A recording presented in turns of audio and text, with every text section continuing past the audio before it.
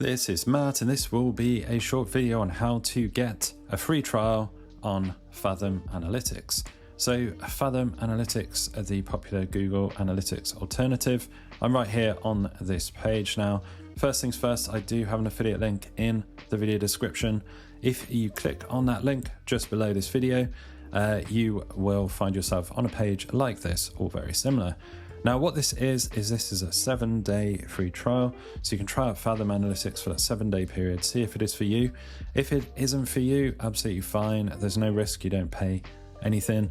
If it is for you, you can stick around. What you do get as well with this link is, as this says right here, it sets a cookie which gives you a $10 credit when you sign up for a 7-day free trial. So you can check out this page, you can see some of the reviews and stuff right here. But if you want to get started, there's a button up here for the free trial, and you can also click here for get started for free. So you're going to click that button right there. Now this is the start of the free 7-day trial, as you can see right here. So you can set up and use Fathom Analytics without any limits or restrictions. You can start collecting real-time analytics in the next few minutes. Sign up below.